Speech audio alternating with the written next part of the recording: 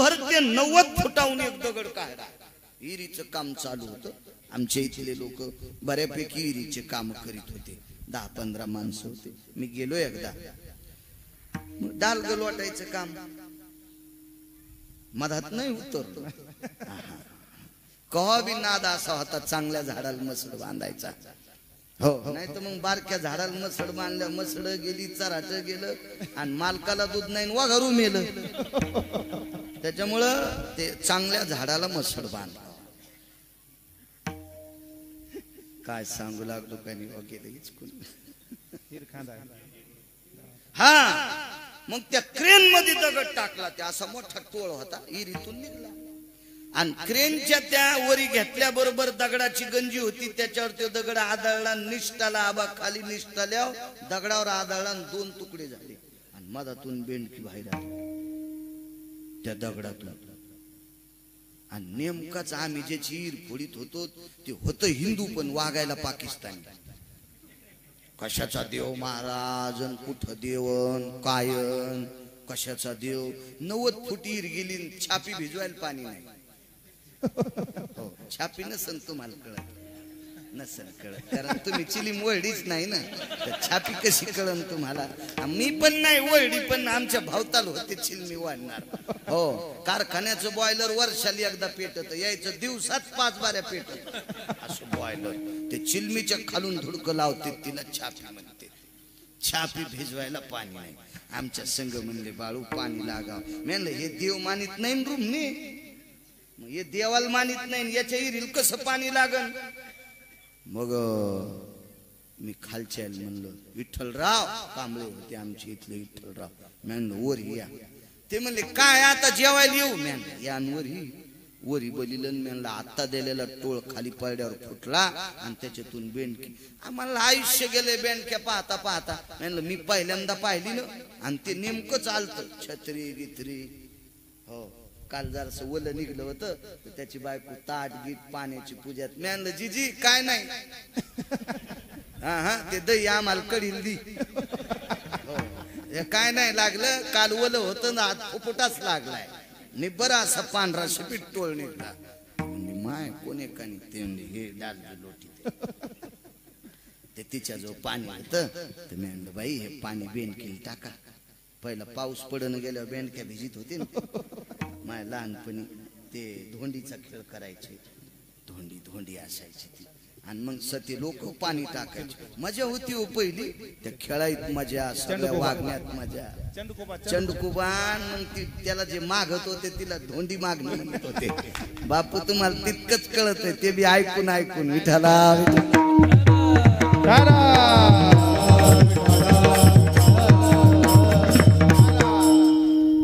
विठ्ठलरावला वरी बलिलन म्हणले काय रे बाळू. बेंडकी निघली. तर ते मालक म्हणला काय डोके खराब झाले तुमचे. 90 फुटाहून कुठं बेंडकी निघते यार. पाय ना म्हणलं सांडाळा. दगडाचे 2 तुकडे झाले आणि त्याच्यात एक खड्डा आणि त्याच्यातून बेंडकी निघली. पाषाणाची पोटी बैसला दरदरू आणि तयामुखी चारा कोण घाली. हे काय गांजा फुक्याचं वाक्य आहे का. 90 फूट अंतर खोल, त्याच्यात निघलेल्या दगडात बेंडूक निघतोय. कसा चारा घालतोय. पृथ्वी जेने तृप्त केली ही त्याची ताकद आहे. आणि त्याशी यशोदा भोजन घाली. याला नवल म्हणतात. नवल विश्वव्यापक कमलापती त्याशी गवळणी कडिये घेती. विश्वात व्यापून उरलाय. काय त्याच्या आधारावाचून राहत सांगा बरं. 100-150 फुटांत पाण्यातून यायचंय तर ताफा लागायला. 100-150 फूट अंतर असं ना बाय तर ताफ्यावर बसून यावं लागतं. ताफ्यावर. आणि अख्खी पृथ्वी कशावर आहे. पाण्यावर ना अख्खी पृथ्वी. जराशी तरी अशी होती का. कशी स्थिर केली असेल त्यानं. कशी स्थिर हे तुम्ही लावले ते खांबणी पत्र उभी चिटकिले. पण त्याच्या मनात आल्यावर त्यानं अशी जांभळी दिल्यावर हे राहते. नुसता असा त्यानं हिंदडा द्यावा तर आपण तर सगळे येलदरीच्या तळ्यात. त्यानं हिंजडा दिल्यावर म्हणजे विश्वाला कडेवर घ्यायची ताकद त्याच्यात, आणि त्याला गोपी कडेवर घ्यायला नवलच म्हणावं लागेल का नाही? नवल केवळे केवळे शेवटच्या कडव्या. तुका म्हणे नटधारी भोग भोगोनी ब्रह्मचारी. यायल ब्रह्मचारी म्हणता येते. असे किती कुंटाला हार घेतले पण एक हार नाही घेतला म्हणून ब्रह्मचारी. दोन प्रकार, बाल आणि नुसता ब्रह्मचारी. जीवनभर स्त्रीचा संग नाही, बाल ब्रह्मचारी. मी कालच्या परवाला कीर्तन झालं तिथं सांगितलं. आणि कालांतराने पश्चाताप झाल्याच्या नंतर संन्यास घेतला, त्याला बाल ब्रह्मचारी म्हणता येत नाही. मग मालकाला तर 16,108 बायका होत्या. बर नुसत्या अशा नाटकातल्या नव्हत्या किंवा अशा चित्रातल्या बावले केलेल्या नव्हत्या, खरोखर होत्या. भोगे सर्वस्थिते कामिनियाम रंभे सवत जायते क्रिया यत प्रपंचा भय विगुंतिस्तते ब्रह्मचर्यो को भवा. रंभे सारख्या कामिनी, प्रभावशाली पत्न्या, नाविन्यपूर्ण भोग घेतला आणि तरी ब्रह्मचार्याच्या यादीत का? त्याचं जीवनच त्या व्यक्तीचं होतं. विधीने सेवन विषय त्यागाते समान. काय काही गोष्टी आपल्याला त्याच्यात नसताना सुद्धा त्याच्यात आरूढ होता येते, त्याच्यात जाता येते. लग्न करणाऱ्याला ब्रह्मचारी होता येते, पण स्वतःची बायको सोडून जगात जी वयस्कर स्त्री दिसन तिला माय म्हण आणि कमी वयाची दिसन तिला बहीण म्हण, तू पण संन्याशाच्या यादीत आहे. पराविया नारी रखुमाये समान मानिलिया जान धनवेचे. परस्त्रीला जर विटेवरची मालकीन म्हणलं तर आपलं काय धन जळतंय का, संपत आहे का पैसे? हाही त्या यादीत येऊ शकतोय. साधा सोपा सरळ अभंगाचा अर्थ झालं कीर्तन. विठाला विठाला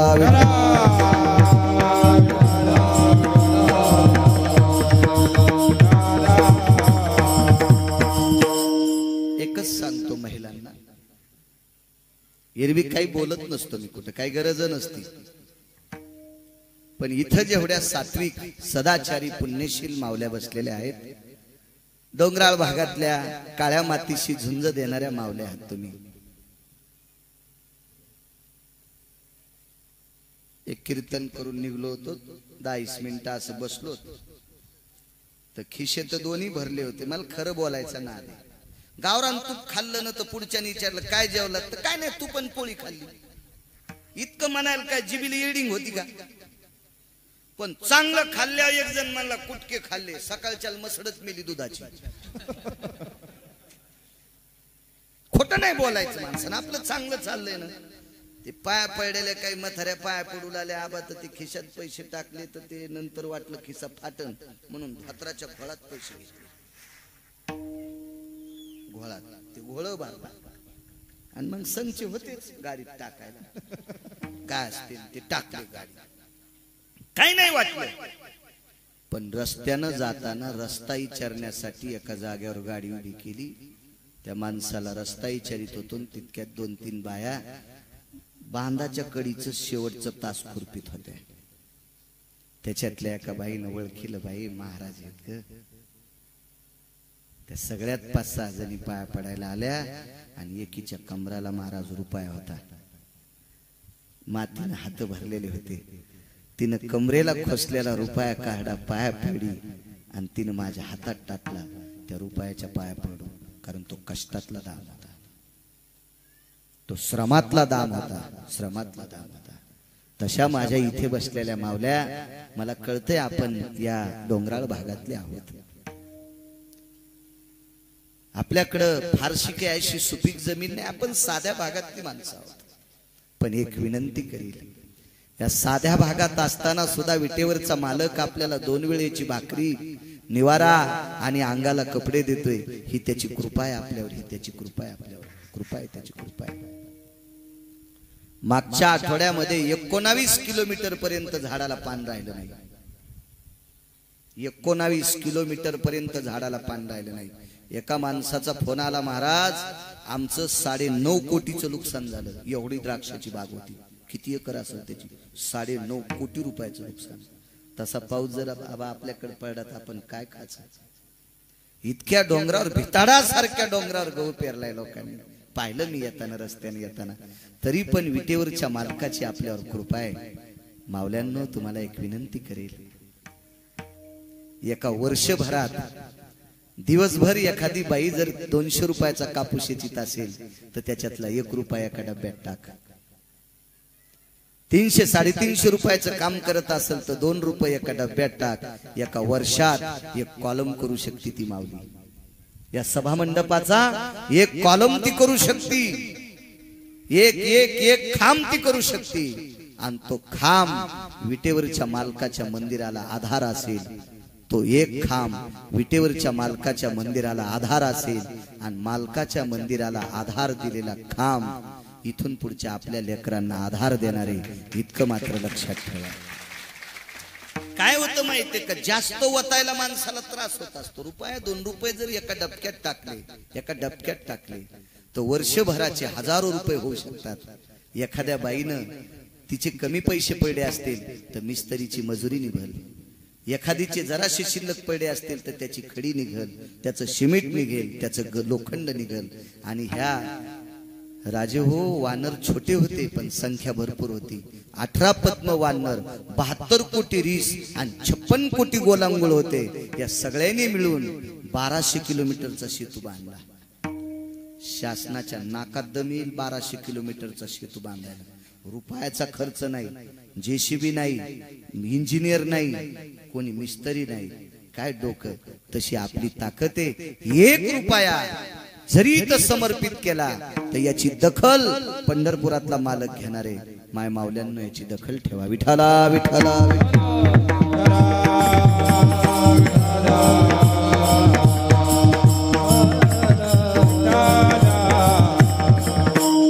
एक नवल सांगतो तुम्हाला. साधा त्रोटक अर्थ तुम्हाला सांगितला. नवल बघा. 7व्या अवतारामध्ये प्रसाद महाराज, एका बाईची इच्छा होती पंढरपुरातल्या मालकानं माझ्यासोबत लग्न करावा, अशी तिची इच्छा. बरं, बाई दिसायला बी साधी नव्हती. बरं, दिसायला सुद्धा साधी नव्हती. ती बाई घराच्या बाहेर निघल्यावर कंपल्सरी सूर्य ढगाच्या आडंगी जात होता. इतकं तिचं सौंदर्य होतं. तिला लाजत होता सूर्य, लाजत होता. म्हणजे सूर्याच्या तेजापेक्षा तिच्या चेहऱ्याचं तेज होतं. बरं, बाई नुसती सुंदर नसून पतिव्रता होती. कशाहून पतिव्रता? आपल्या नवऱ्याला कोणी मारू नये याच्याकरता तिने अमृत आणून ठेवलं होतं. हाय का जगात बाई दाखवा बरं. नवऱ्याच्या वाचण्यासाठी अमृत आणून ठेवा. अमृत. तिचं नाव होतं चंद्रशेला. बाई पवित्र किती होती सांगू का तुम्हाला? परवाला आमच्या मित्रानं असंच केलं. मी नाही पाया पडू दे. पण एक बाई हुशार होती. ती हातात 500ची नोट घेऊन आली. मग यानं तिला पाय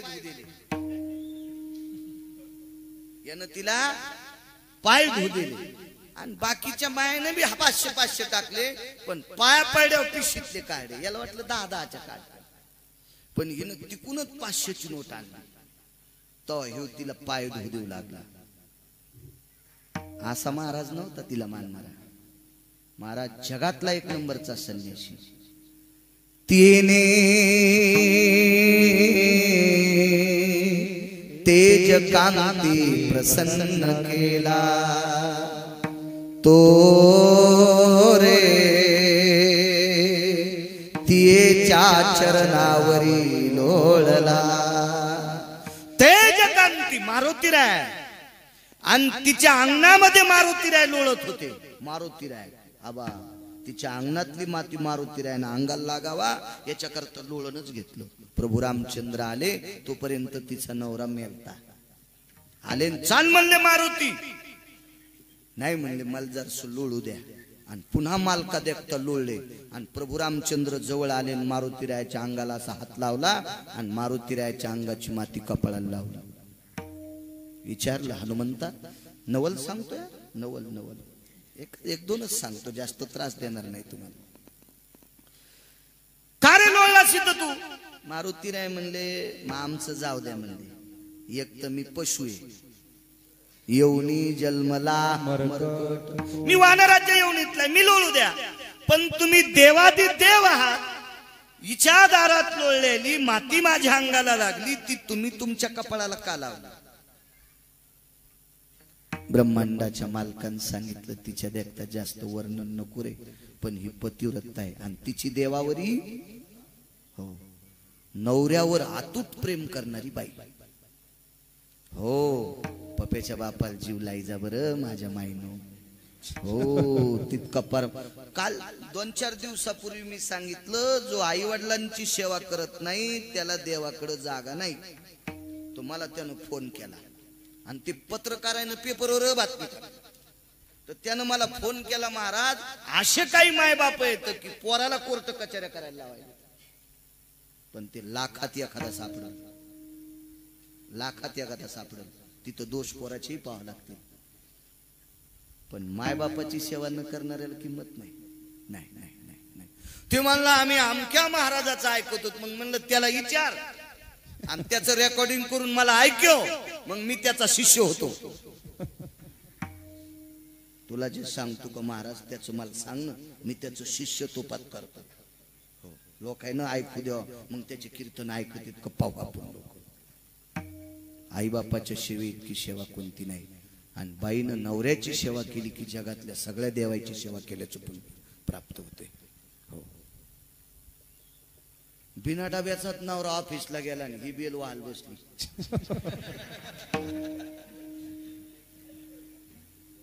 त्याला फोन केला, ए जाऊ दे माय मा 5वा नंबर आहे, पुढची पटकन उठ ना, मी बेल वाहिल्याशिवाय पाणी घातल्याशिवाय येत नाही. आजच्या दिवस तुम्ही ते अख्तरबाईनं वडापाव तळलाय तोच खा. हाय का जिंतूरला अख्तरबाईचा वडापाव? वही पे खा लो बोले, तिथंच खा म्हणले, तिथंच खा. काय महादेव तिला मानीन का?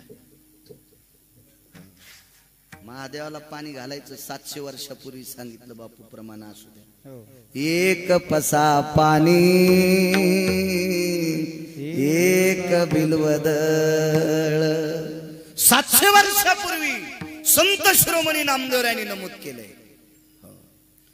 आपल्याला उशिरा जाग येते. उशिरा जाग येते का नाही कळालं माहितीये का? भजनात बसा वाटत नाही ना. आणि यायचे मालक यायला सांगते तर त्याला भजन आवडत नाही, त्याला दुसरंच आवडत. काय सांगतील तुम्हाला?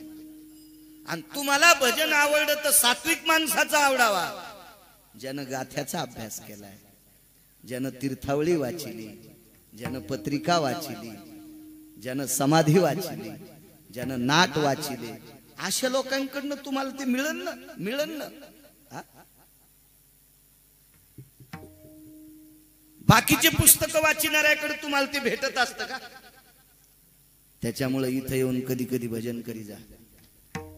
या जाग्यातली ताकद तुम्हाला ती शक्ती देईल, फार मोठी शक्ती, फार मोठी शक्ती. मालकाची सेवा करी जा. बाईनं अमृत आणलं होतं नवऱ्यासाठी, अमृत. आणि काय म्हणली होती सूर्याला? आगा दिनपती निशापती. दिनपती म्हणजे सूर्य, निशापती म्हणजे चंद्र. आणि नुसती नाही बोलली, हा चुटक्याच वाजित होती बाई. ए दिनपती, ए निशापती, तुम्ही दोघे तोपर्यंत माझ्या कपाळावर कुंकू पुसायची ताकद नाही. इतकी ताकद बाई. चंद्रसेना मनती तियेला, पुराण सांगते पुराण. तियेने पीयूष संचय केला, चंद्रसेना मनती तियेला. पुराण वाचायचं ना रे, वाचा वाटते. भंगिऱ्याचं वाचण्यापेक्षा पुराण वाचलेलं चांगलं आहे. हो आणि पुराणे देऊतल्या मालकाला आवडत आहे. पहावे पुराणे ना दे. काही काळ हटते पुराणातलं.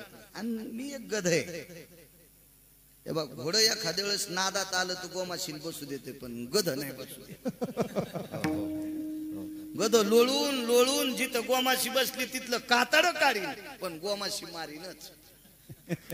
हसा ना, मी असू द्या गध पण परमार्थातलंय, पुराणातलं गध हे इतकं मात्र लक्षात ठेवा. मला छंद आहे त्याचा, आवडतंय. इतकी पवित्र स्त्री आणि संन्याशासोबत सोयरीक करायची सुरुवात. संन्याशाला मध्यस्थी केलं सोयरिकीसाठी. हे तेजकांती, त्याच्यासारखी कांती कोणाची असेल का तेजस्वी? मारुतीरायासारखं तेज कोणाकडे असेल? अहो, जगाला तेजस्वी प्रकाश देणाऱ्याला पहाटच गिळायला गेले. सकाळी सकाळी झाल्याच इतकं तेज कोणाकडे असेल का? आणि एवढ्या तेजकांतीला सांगितलं, हे तेजकांती, मला ते पंढरपुरातला पती म्हणून पाहिजे.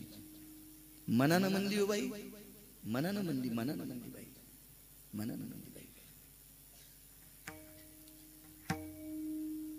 इतकी श्रद्धा तिची देवावर, इतकी श्रद्धा. तिने सूर्य निघल्यावर कधी स्नान केलं नाही. आगा तुझी या प्रकाश सूत्रे स्नान तर्पण आईते, भंग झालिया निरुते ललाट कुशी. जर तुझ्या प्रकाशात मी स्नान केलं असेल तर माझं कपाळ पांढरं कर. आणि सूर्य निघायच्या अगोदर माझ्या शिवजीला पाणी घालीत होती. भगवान शिवजीला पाणी घालीत होती सूर्य निघायच्या अगोदर. हो, आणि त्या अमृतेश्वरानं, त्याचं नाव होतं अमृतेश्वर, माझ्या शिवजींचं नाव. विश्वनाथ तो, हो विश्वनाथ. त्या अमृतेश्वर प्रसन्न झाला आणि पतीवर श्रद्धा असणाऱ्या बाईसाठी भगवान शिवशंकर अमृतेश्वर प्रसन्न झाले आणि तिच्यासाठी अमृताचा कुंभ देऊन टाकला. इतकी श्रद्धा. आणि तिने एका संन्याशाला सांगावं, पंढरपुरातला मालक माझा पती पाहिजे. नाही हो, पती तर झालाच नाही, तिच्या विलासाचा पलंगच मोडून टाकला. पलंग मोडून टाकला, पलंग मोडून टाकला. नवल सांगतोय, नवल सांगतोय, पलंगच मोडला. हिचा पलंग मोडण्याच्या पापामुळे पुढच्या अवतारात ज्या अंगठ्यानं पलंग मोडला त्याच अंगठ्याला बाण लागला. भिल्ले विंधिले शारंधर नैवम गिरगावकर लिखितम. आणि बाण कुठं मारला? मांडीला का महाराज? नाही. छातीला का डोक्याला? नाही, अंगठ्याला. द्वापार युगात प्रभास नक्षत्राच्या ठिकाणी अंगठ्याला बाण मारला. अंगठ्याला. चला, त्यालाही फेडावं लागलं. आणि मालकाची आणि तुझी भेट करून देतो असा एक संन्यासी मधात पडला.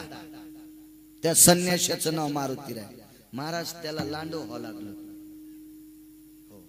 कुठं माहितीये? रामेश्वरला मारुतीरायल शेपटी नाही.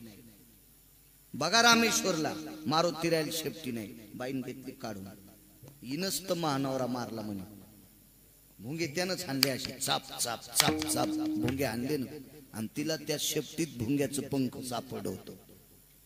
हो, आणि पुरावा काय? आता जे जण वकील पाहायचं काम नाही, ते पंखातच भुंगा सापडा मेल्याला एक त्याचं पंख मारले म्हणतो मी. मग ही शेपटीनच विटेवरचा मालक मला पती हो द्यायला नाही. घेतली उपसून. साधी असेल का बाई ती? हा, काय नाही, बायका इरी साध्या नसत्या. वंदावे दुरून हो नको नको स्त्रियाचा, नको नको स्त्रियाचा. आणि करीती आघात. माझ्या मावल्यांनो, गाथेची गाथे वाचा, पण तुम्ही तुमच्यात वाचा. 5-25 बायकांनी मीटिंग घ्यायची. आपल्या दिवसभरातलं काम आटपलं की 7-7:30 वाजता किंवा सगळ्याची जेवण झाल्यावर 1 तासभर भजनाची संध्या करायची. पण गाथ्यातले अभंग वाचायचे. हो, ज्ञानेश्वरी वाचायची. हे तोंडान जोडलेली नाही.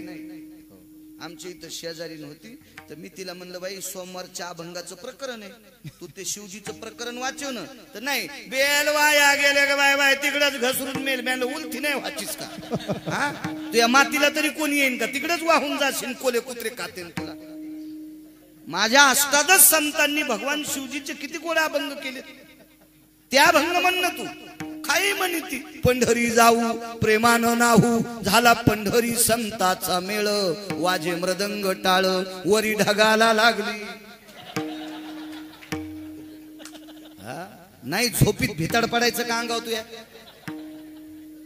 भजन करणे अमंगळवाणी नरका जाणे हो काय शिवजीचं प्रकरण आहे शिवजी काय सामान्य आहेत का तुम्ही काही भंगळल्यासारखं म्हणायचं शिवजीला वारकरी संप्रदायाचे मुख्य प्रवर्तक शिवजी आहेत एका जनार्दनी वैष्णव आणि शिरोमणी महादेव काय ताकद आहे माझ्या शिवजींची कावड शिवजींच्या अगोदर वारी शिवजींच्या अगोदर रोज सकाळी शिवजी अगोदर आणि तुम्ही मनानं काही म्हणायचं काय म्हणते जात्यावरले गाणे नीट म्हणत होते बायका काय काय काय काय आपल्यात गेले भंगिरी झाले हो मी तर म्हणतो याच्यासाठी देवानं स्वतंत्र नरक केला असेल या हराम खोरायसाठी राधा रंगानं दिसते छान तिच्या येणीला गोंडे दोन तू ह्या बायकोचे दागिने सोनाराची तर ठुले खताडासाठी आणि राधाला कशाला गोंडे लावायला निघायला तिला काय गोंडे लावायची गरज आहे तिनं जिथं शरीर समर्पित केलंय तिथली माती पंढरपुरातला कपाळाला लावतोय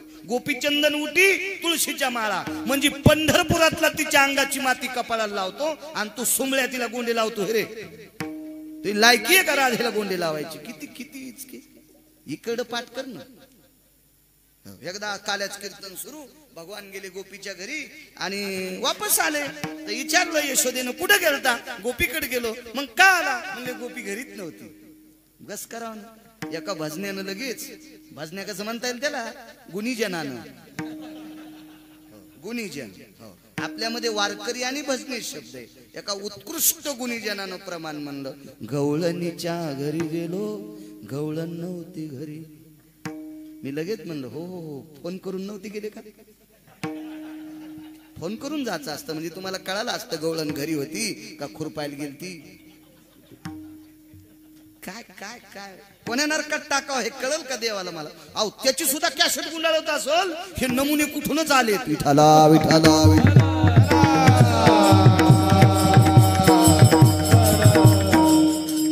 हे काय बाबा खेळत नाही चांगलं वाजी तुम्हाला तू पण काही एक दोन जाग्यावर गेलो तर आम्ही बोलताना पकवाद्या व्हॉट्सअप खेळू लागला मी लगेच त्याला जवळ बोलिलं म्हणलं तुझी बायको काही हॉस्पिटलमध्ये ऍडमिट केली का काय डिलिव्हरी वगैरे काय आहे का नाही नाही काय नाही म्हणलं मग काय पाहला तू इतकं इतकं काय इचकायला आमचा अपमान नाही पंढरपुरातल्या मालकाचा अपमान आहे हो कशाला व्हॉट्सअप खेळता एखादा न बोलणारा महाराज असला की त्याला असे झाडावरले किडे उडी लेवणीच करायले त्याला नाही याच पाप 42 पिढ्या मातीत जाते नाही अपमान गादीची ताकद आहे तुम्हाला स्वतंत्र गादी दिली देवाने तो तिचा अपमान आहे यांनी गादीचा अपमान केला त्यांचा अपमान आहे इथं बास्कळ बोंबल या गादीचा अपमान आहे आणि यांना अख्खं जीवन मातीत जाईल नाही चुका करायला पाहिजे संप्रदाय फार मोठा आहे फार मोठा संप्रदाय फार नावी या संप्रदायावर सर्च विदेशातले लोक करायला या संप्रदायावर PhD विदेशातले लोक करतात विदेशातले आणि आपलं ज्याच्या गावाला गंगा त्याच्या गुडघ्याला सांगा किती अवघड काम झालं बघा ना आपल्याला तर प्रत्यक्ष जवळ आहे आपण इतकं चुका नाही करायला पाहिजे असो संन्यासाची शेपटी काढून घेतली काय बाई अधिकारी असेल कल्पना करा हे चाललो होतं हे चाललं महाराज सूर्य ढगाच्या आडंगी जायचा इतकी सुंदर बाई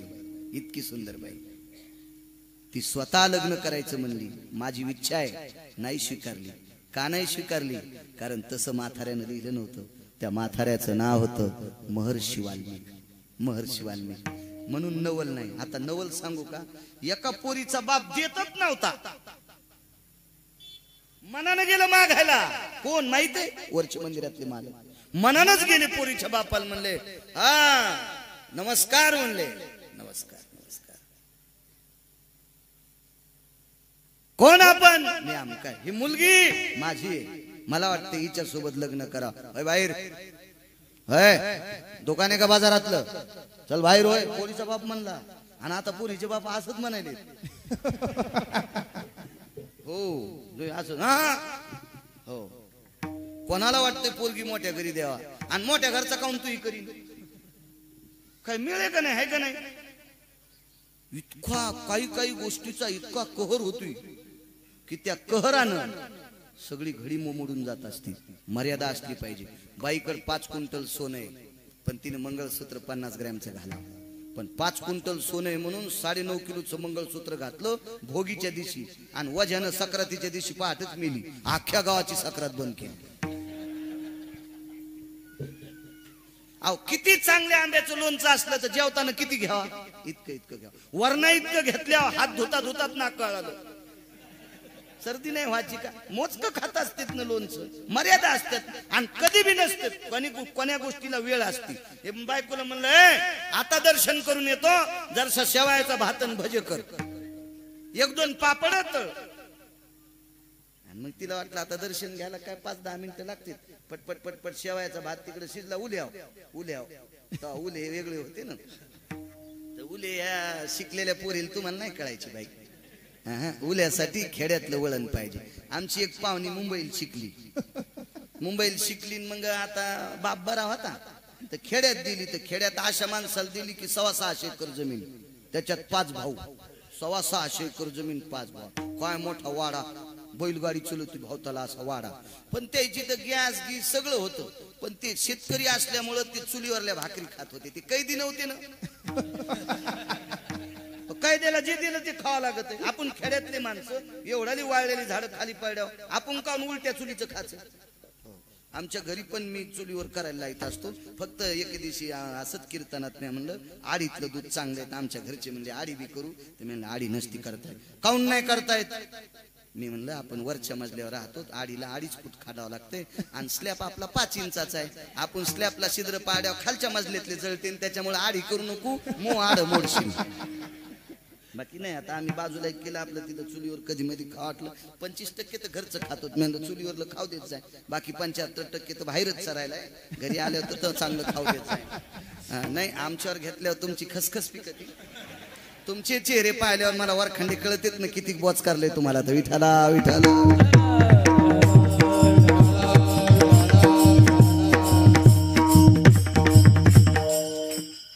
काय सांगू लागलो. खेडेगावात दिली पाहुण्याची. हा खेडेगावात पोरगी दिली. मग सासू चांगली होती ना. सासू म्हणली बबे तू काय कर बाई, तू काय शहरात राहिलेली होती. तिच्या शहरातलं काय नव्हतं. 8 दिवसातलं 7 दिवस हॉटेलचं आणि 1 दिवस पार्सल. वडापाव टॅटिस काय म्हणतात त्याला. हा तुम्हाला कसं माहित आहे का नाही. हा संन्याशानं लुगड्याच्या दुकानात कशाला जावा, काय गरज आहे का. आणि आंधळ्यांच्या चष्म्याच्या दुकानात कशाला जायचं महाराज. मला का म्हणता येत नव्हतं का पॅटीस. पण मला पाहायचं होतं तुम्ही बी किती चोर पंक्चर येतं. विठाला विठाला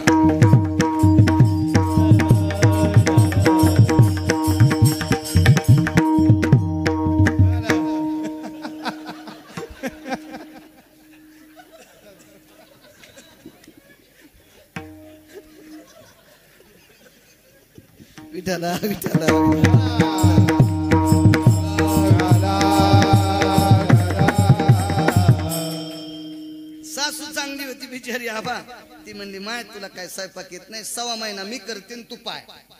आणि 1.25 महिन्यात मग शिकल्यावर तू करी जाय. आता सासू स्वयंपाक करताना बाजूला बसावा, उभं राहावा, खुर्ची टाकावा. तर उल्यावर बसली आणि मग म्हणली आत्या किचन वाटा कस काय गरम लागायला. उठ माय जळसी. तू किचन वाट्यावर नाही उल्यावर बसली. उल्या उठ उठ उठ उठ उठ. तुम्हाला काय उल कळणार आहे. उल्यासाठी जुन्या बायकाला विचारा. उल वतन वतन सुद्धा जुन्या बायकाला. पाणी आतून आणि जाळ बाहेरून बाथरूमला. हे आपल्या बाथरूमला कशाचं वतन. बटन दाबल्यावर वरून पाणी, झोपून आंघोळ, बसून आंघोळ. आणि त्याच्यात वतन केल्यावर तर मधीच मसन वाटा वाचा. त्याच्यात कुठं वतन असतं का. विठाला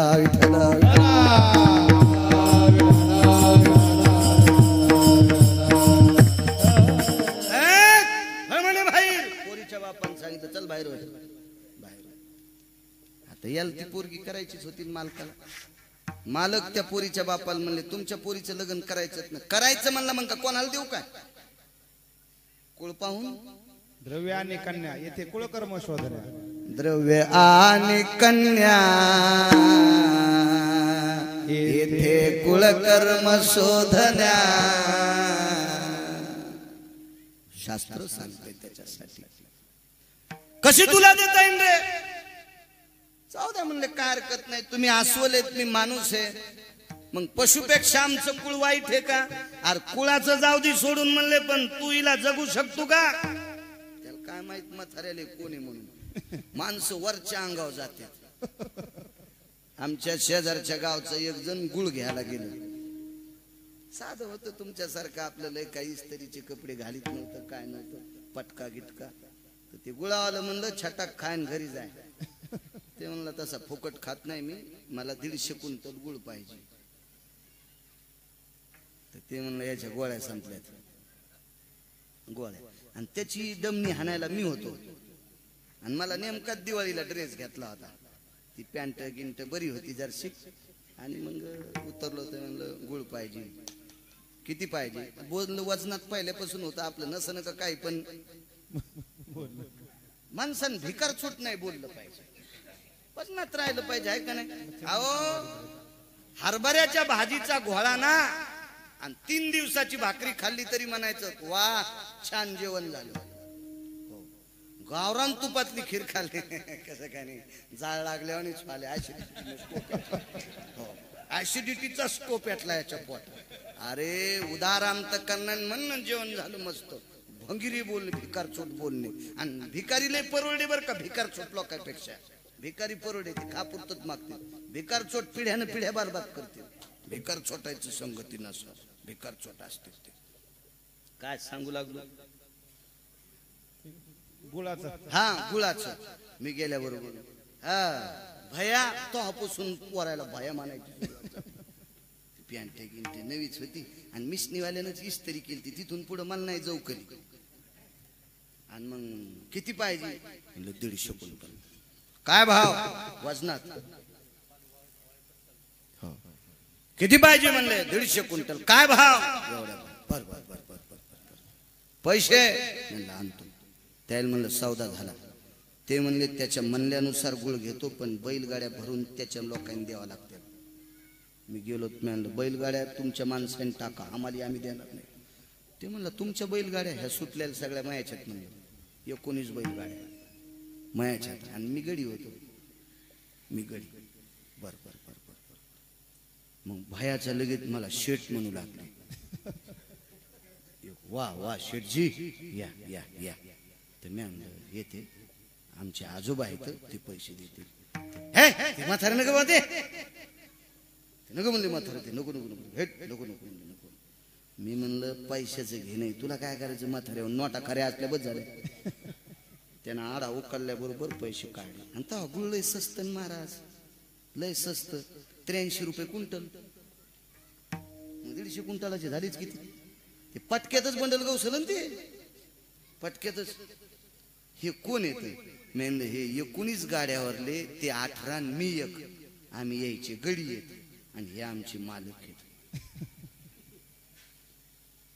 त्यानं बसायचं पोत झटकिलं आणि म्हाताऱ्याला बसायला दिलं. काही काही माणसं वरच्या रंगावर जाते. आणि आमच्या इथल्या पोरगी बोलण्यावर दिली. आम्ही जत्राला जाता जाता ते पोराच्या बापानं आम्हाला चहा पाजला. हा म्हणले या या महाराज या. तेव्हा चहा घेत होतो मी. या म्हणले चहा प्यायला. ते लगेच पोरगा आलं. बाप लगेच म्हणलं काय चाललं रे?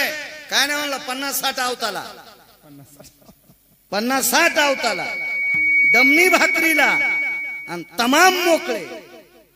50-60 अवताला दमनी भाकरीला आणि तमाम मोकळे. नवल सांगायला येतो जाग्यावर. एसटी उलथू देत नाही, लांबून आणतो, पण बस स्टँडला नेतो. ताण घेऊ नका. इथं कसा सोडीन इतक्या याच्यात. मग ते आमच्या संघचं म्हणलं 50-60 अवताला दमनी भाकरीला आणि तमाम मोकळे. कारभारच तसा असं. म्हणजे 50-60 अवताला म्हणजे 60 अवताला म्हणल्यावर 30 आवतं ना बा. आणि 50 म्हणल्यावर 25 आवतं. ते म्हणलं वरचे 10 चुलीत जाऊ दे बाळू, पण 25 आवतच आहेत ना 50 बैल. आणि दमनी भर भाकरी म्हणल्यावर गडी किती असतील? आणि तमाम मोकळे म्हणजे मोकळे जनावर किती असतील? आपल्याला काय माहित नाही बाबा, पण मला खाती की गाल नाहती की गाल लगेच कळत येत. पण ते मग हा 1.5 दिवसात पोथ्या वाचायला म्हणजे लय हुशार झाला का केवढा माणूस आहे याच्या पोराला आपली पोरगी द्यायची आणि लगेच सुपारी फोडीन त्याचं पोरग तर गुडघ्यालाच बाशिंग बांधून होतं लग्न लागलं मांडव परतनील पोरगी आली मी असं चाललो लाल मातीकडे आमचे पकूर महाराज आहेत ते लाल मातीपासून निघले तिकून त्याची गाडी आली त्या पोरीचा चेहरा असा कसकानी वसकटलेला मी म्हणलं काय झालं बबे माझ्या संसारात सारा मंगळवार झाला मी म्हणलं कस काय झालं 50-60 आवताला डमनी भाकरीला तमाम मोकळे कशाचं महाराज आमच्या एका बैलाचं नाव 50 आणि एका बैलाचं नाव 60 आहे म्हणजे एक बैल आणि एक हाल्या होता बैलाचं नाव 50 आणि हाल्याचं नाव 60 आहे म्हणजे 50-60 आवताला आणि मग सासरा हावसान सासूला डमनी म्हणतोय डमनी भाकरीला बायकोला ते डमनीच म्हणतोय आणि म्हणलं तमाम मोकळे काय नाही मैं आमच्या सासूला पोरग झालं तेव्हा तिच्या बापानं गाय दिली ती गाय मेली सगळा वंश गेला आणि एक गोर आहे त्याचं नाव ठेवलंय तमाम्या आणि तमाम मोकळे अशी वरून सोयरी केली तरी फसली आणि साध्या पटक्यावाला पाहिलं तर गुळावाला फसलं म्हणजे वरून कोणाला पाहतच नाही वरून झकपकन आतून भग भग 12 हात येळू फिरायला काही काही माणसाच्या टोप्या इतक्या कडक असतात की बोरीत वाढता येतात आणि बायको अख्तर भाईचा कापूस याचायला काय त्याची टोपी चुलीत घालायची त्याचे कपडे काय कामाचे आहे का नाही असं काय कायचा देखावा असतो बघा ना कशी बापूची टोपी कशी कडक आहे उगी जवळून गेलं तर ऑपरेशन होईल माणसाचं विठ्ठला विठ्ठला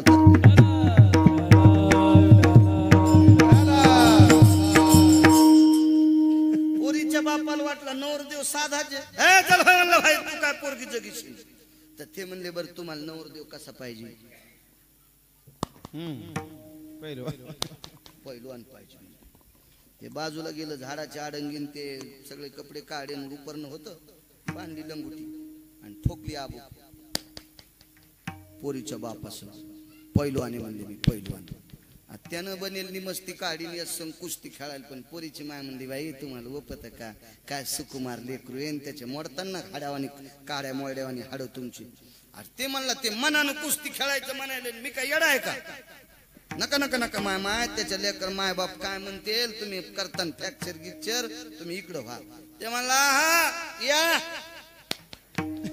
ते म्हणला पाय ते किती रगिले तर किती रगिले आणि 27 दिवस आणि 27 रात्र कुस्ती 28व्या दिवशी पोरीचा बाप पाया पडा म्हणला आता याच्यानंतर तुला माया पडावं लागेल सासरा व्हायच्या आधी मी पडतोय आणि सासरा झाल्यावर जावायला पडावं लागेल कुस्ती खेळून पोरगी मागितली कुस्ती खेळून आणि पोरगी किती सुंदर होती सांग का तिला इतीत नख आणि 18 इंच तिच्या अंगावर केस आस्वलीन ह्या जंगलात फिरणारी म्हणजे जिला सूर्य लाजत होता ती लग्न करायचं म्हणजे ती सोबत केलं नाही आणि आस्वलीन तिच्या बापा सोबत कुस्ती खेळून मागितली नवल केवडे केवडे नवल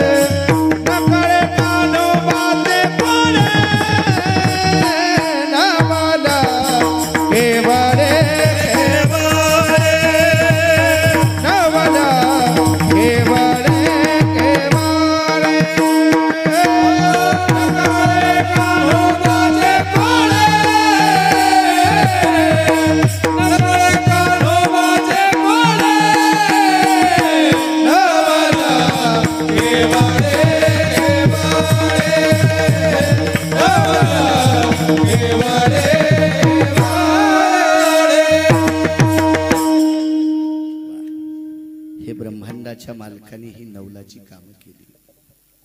7व्या अवतारात वेगाच सांगतो, 1:15 वाजून गेलाय. जावाई उठिता नाही आला महाराज. त्या मुलीच्या कपाळावरचं कुंकू देवानं लक्ष्मणजीनं भावानं पुसलं. रामचंद्रांना विचार केला, इंद्रजित उठिला तर आपल्या पोरीचं कुंकू शाबित राहतंय, पण इंद्रजित नाही उठिला, कुंकू शाबित राहावा याच्याकरता बाई सती गेली, नाही उठिता आलं. परवाल सांगितलं 11 वर्षाचं एका ब्राह्मणाचं पोरग मृत्यू पावलं, त्याला नाही उठिलं, आणि तिकडं पाण्यात बुडालेलं गुरुचं पोरग उठिलं. नवल केवडे केवडे नकडे कान्होबाचे कोडे. कितीतरी नवल सांगता येतील, कितीतरी ब्रह्मांडाच्या मालकाचे असे नाविन्यपूर्ण नवल होते. विठोबा रखुमाई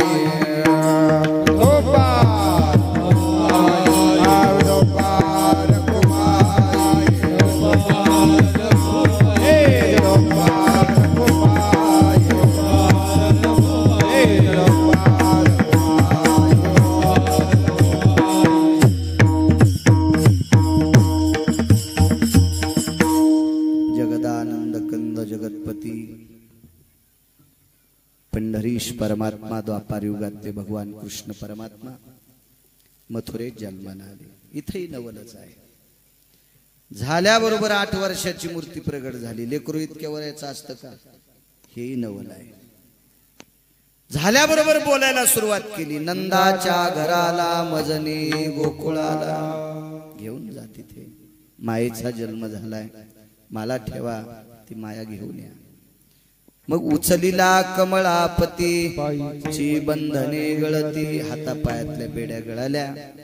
भगवंताला सुपाट ठेवलं आणि मथुरेतनं तिकडं गोकुळाकडे घेऊन जात होते. मधात पुर चढला आचाट, त्याशी लाविला अंगुष्ट. आचाट पूर चढला होता. अंगठा लावल्याबरोबर दुभंगली यमुना माई. रात्रीचा प्रहरे, चंद्राचा उदय झालेला होता. मागचे अवतार दुपारच्या वेळेला आहे. पळभरी होय स्थिर, ब्रह्मांडाचा मालक सूर्यनारायण थांबले मागच्या अवतारात जन्माच्या वेळेला. आता चंद्र आहे तिथं, तोही प्रसन्न, कारण चंद्राला पत्न्या 27 होत्या. रोहिणी नक्षत्रावर भगवान कृष्ण परमात्म्याचा जन्म झाला. दिवस कोणता होता बापू? बुधवार परी येसी कृष्ण मूर्ती प्रगटली. बुधवार परी येसी कृष्ण मूर्ती प्रगटली. बुधवार परी येसी कृष्ण मूर्ती प्रगटली. बुधवार परी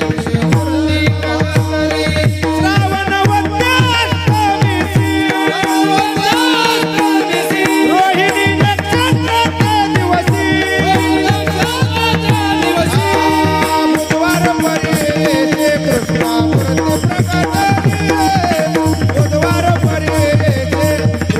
मूर्ती प्रगटली.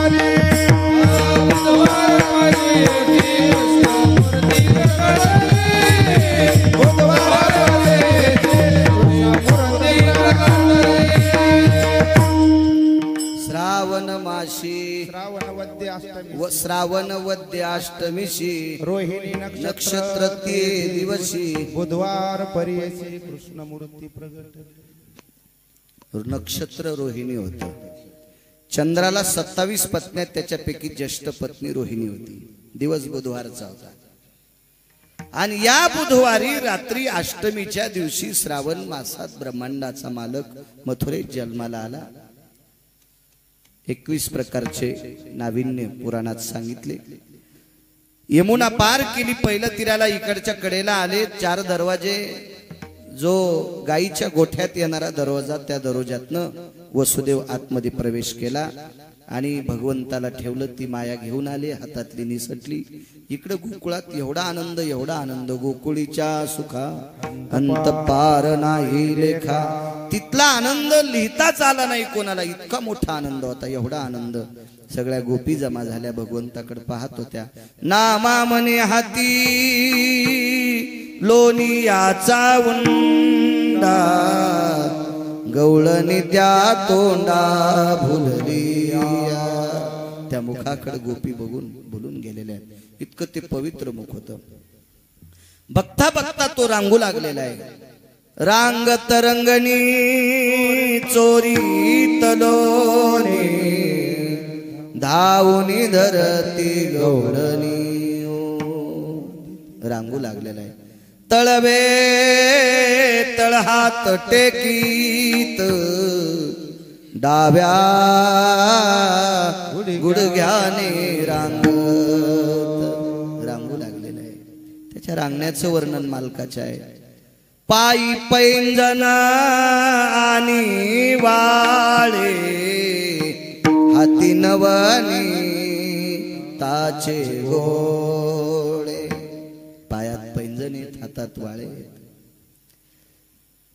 नवनीताचे गोळे हातामध्ये. असा सुंदरसा जगाचा मालक त्या गोकुळात प्रगटलेला आहे. गोकुळे वैकुंठवासी पुराणातले प्रसिद्ध महात्मा डोंगरोजी गुरुजी गोकुळाला मन म्हणायचे. भगवंताचं अंतःकरण होतं गोकुळ, चित्त होतं. गोकुळ इतकं पवित्र होतं की तिथं एकट्या नंदाकडे 9 लाख गायी होत्या. आई तुझा मी एकुलता एक गाये राखी तो 9 लाख. एकट्या नंदाकडे 9 लाख गायी होत्या. बाकीच्या गोळ्यांकडे किती असतात? गायीच्या पदस्पर्शाने पुनीत झालेलं ते गोकुळ होतं. पुनीत पुनीत पुनीत पवित्र गोकुळ होतं ते. गायीवर सुद्धा प्रेम करत जा. काळाची गरज आहे सज्जनांनो. एक लक्षात ठेवा, आपल्यावरती परिस्थिती फार उशिरा येणार आहे, पण शिमिटाच्या डोंगरात शहरात राहणाऱ्या लोकांवर ती आपत्ती लवकर येणार आहे. कारण ज्या वेळेला सूर्यनारायणाच्या ओझोन स्तराची चलबिचल होत असती का महाराज, सूर्यनारायणाचा जो ओझोन थर आहे, या ओझोन थराची ज्या वेळेला चलबिचल होत असते त्यावेळेला उष्माघात प्रगट होईल आणि बंगल्यातले लोक हुरपाळून जळतील. आणि ह्या ओझोन थराला स्थिर ठेवण्याची ताकद फक्त आपल्या देशी गायीच्या पाठीत आणि देशी बैलाच्या पाठीतल्या त्वचेत सूर्याचा ओझोन स्थिर ठेवण्याची ताकद आहे. असं चांगल्या चांगल्या शास्त्र पुरांत सांगते, पण शास्त्रज्ञ सुद्धा याला सहमत आहेत. इतकं गायीविषयी, गायीचं शेण याच्यावर प्रेम करा, गोमूत्रावर प्रेम करा. आता बऱ्यापैकी शेतकरी गोमूत्र सुद्धा धनावर फवारायला लागले. गरज आहे काळाची, खूप मोठी गरज आहे. ज्यांनी ज्यांनी शेतीला अमाप रासायनिक खत घातलं त्यांच्या जमिनीवर चालताना सराट्यावर चालल्यासारखं होतंय. पण त्याच जमिनीला 10-5 ट्रॅक्टर गाईचं शेण टाकलं की ती माती पुन्हा मऊ होती. तिच्यात तिला पोषक असे जीवाणू तयार होतात. इतकी ताकद त्या गाईच्या शेणात आहे. तिच्यावर सुद्धा प्रेम करा. आपलं खाचं शिका. हो, आपलं खात राहिलोत ना मग आपल्याला आजार वाढणार नाहीत. खात जाणं साधं आपलं. बघा, श्रीमंत लोक करड्याची भाजी 12 महिने खालीत आणि त्याच्यासाठी लोक पेरायलेत आणि आपले खाणार नाहीत. अद्याप नाही. आपलं खाचं शिका. अत्यंत काळाची गरज आहे. आहारात फार मोठी ताकद आहे. बघा, असो गायी होत्या 9 लाख आणि 9 लाख गायी असताना नंदराजा रात्री उठून वैरणकाडी करीत होते. याच्याकरता त्यांच्याकडे लक्ष्मी पाणी भरीत होती. संध्याकाळचा ठिकाणा नाही, 10:30ला दात घासायला. संध्याकाळचा ठिकाणा नाही. आणि 92,000चा मोबाईल.